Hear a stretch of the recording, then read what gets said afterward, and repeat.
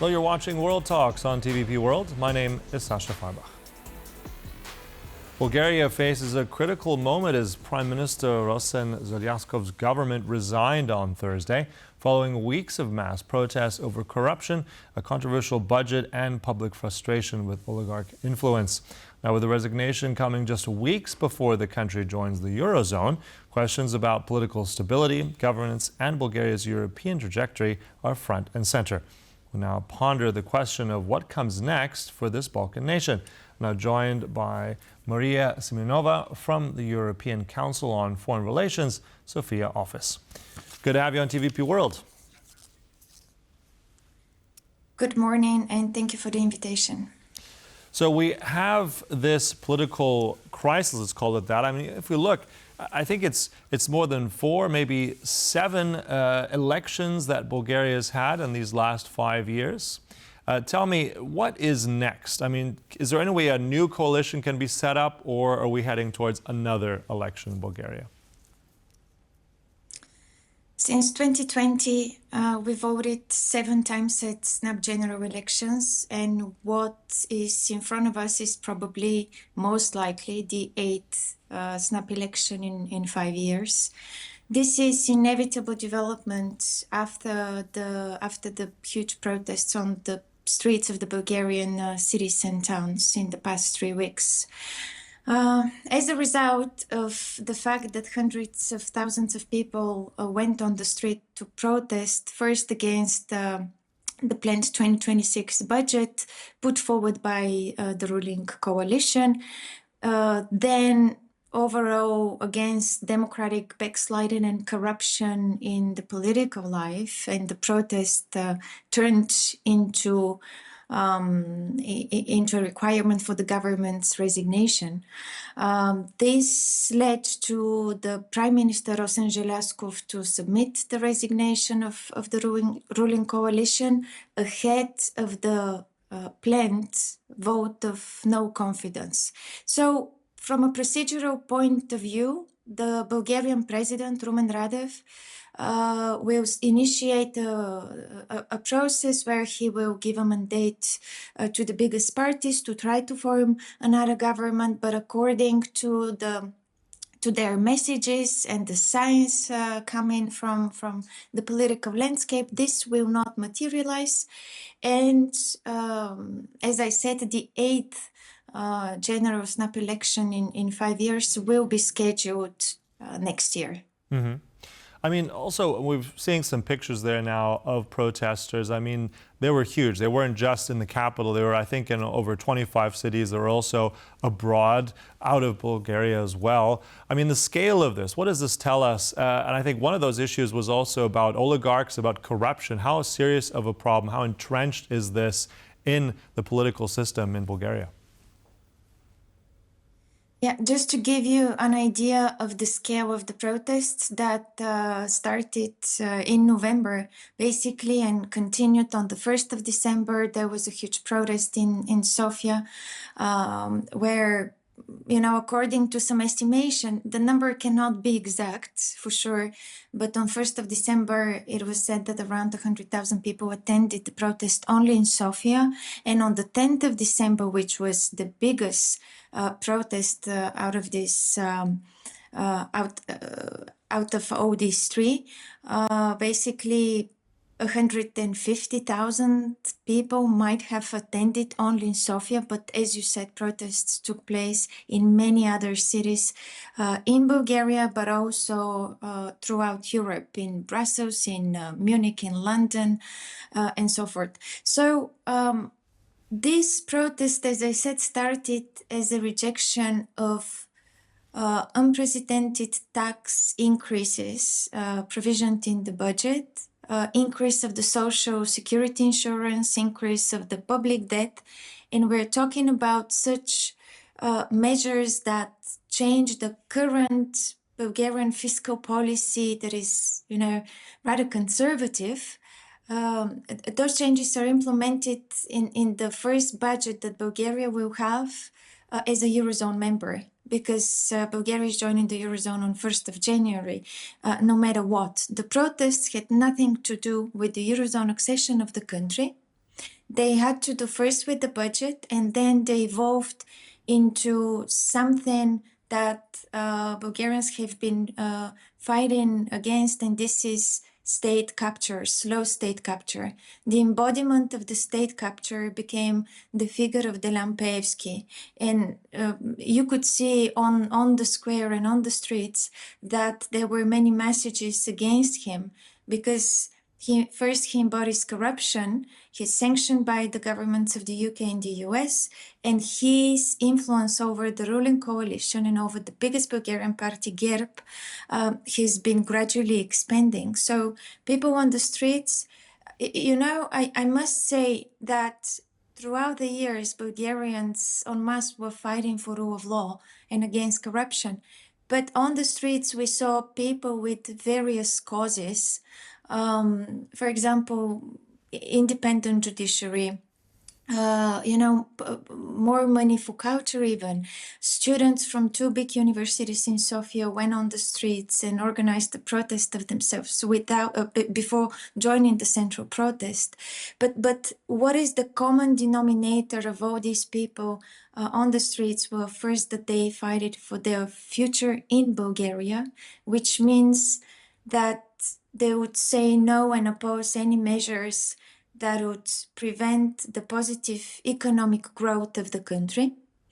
And second, they were fighting for respect, because we saw in the past weeks that politicians belonging to the old political class got so entrenched into power. They basically are so isolated from the people that they allowed themselves to use words against the people that were very negative and brutal and ugly, I must say. So this was the trigger that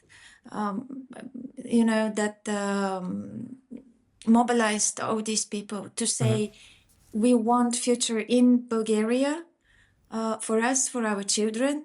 And second, we want to be respected, and the people is the sovereign. So politicians should be listening to the people. That was the main message. Yeah, and I think also on the protesters, if we look around, as we just talked about, the numbers can't be verified 100%, but there were many, maybe 100,000 in Sofia alone. But many of them were, as you already alluded to, young people, Generation Z.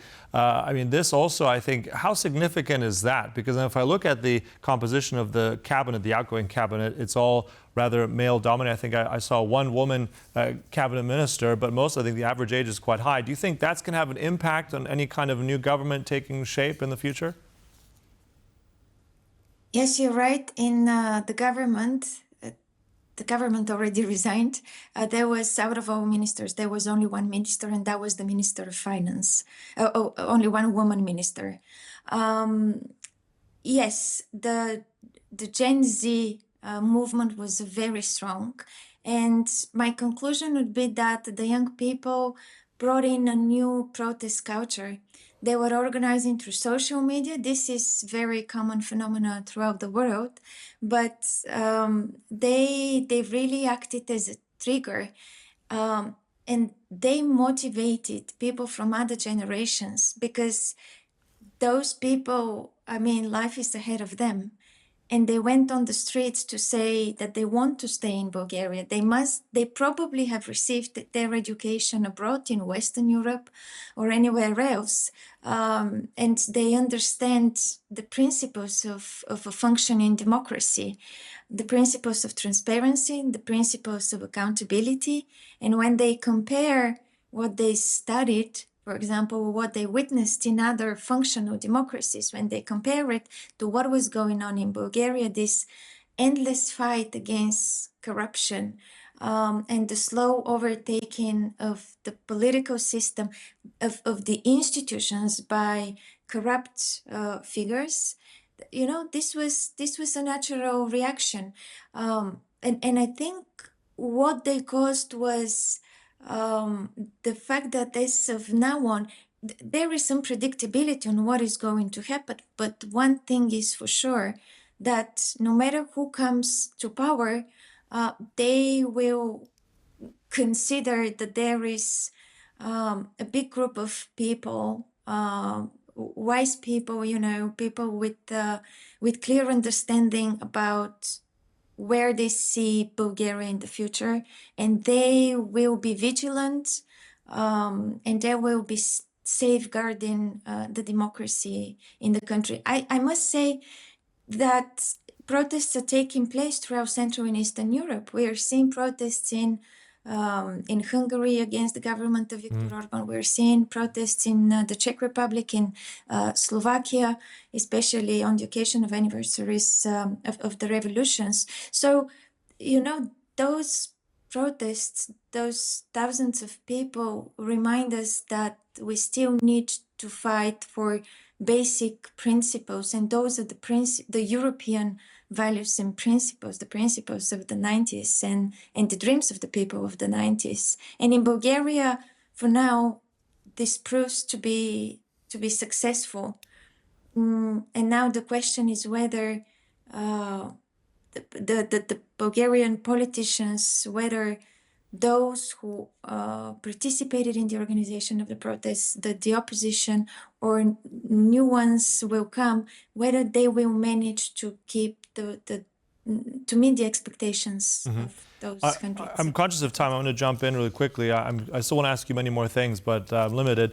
So two things really quickly. One, obviously, is someone who's going to play a key role, who already has, is the president. And this is someone who has also been a stable force, but has also been slightly controversial in his views, not quite on the side of Ukraine.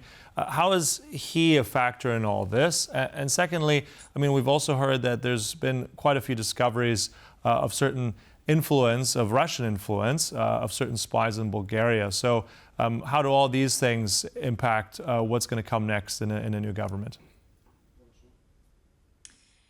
This is the question that is being circulated. What will be the role of the Bulgarian president? I will start with one fact. Since the start of the political crisis in Bulgaria in 2020, there was this specificity that was revealed, was exposed in the constitution, that during such political crisis, the power of the president expands. He had the right to appoint interim governments, and he was not limited in the choice of the figure of the prime minister. Recent constitutional changes, amendments, slightly changed this, and the choice of the president on appointing the prime minister is more limited. He has to pick among a few figures. But traditionally in Bulgaria, the president is the political figure that enjoys the higher popularity. And President Rumen Radev, as you rightfully pointed out, has made very controversial comments on the war in Ukraine. In a TV debate, he once claimed that Crimea was, of course, Russian. This provoked reactions from Brussels and Europe in general. But what leans towards the conclusion that he might dare stepping into political life is the fact that he's been very vocal on issues that concern the Bulgarian society. He was vocal after the elections as well and encouraged the resignation of the ruling coalition. So he always tries to take a stance on issues that concern the society. So a stance in society, I'm going to have to jump in there, unfortunately. There's much more to discuss. I'm afraid we've got to close it there. But look, it's going to be another interesting and very, I think, meaningful area we're going to watch, and we'll have you back on for sure. Look, we'll close it there. Thank you so much, Maria Simeonova there from the European Council on Foreign Relations. Much appreciated. Thank you. And thank you for watching. That concludes World Talks, but stay right here on TVP World for more. Goodbye.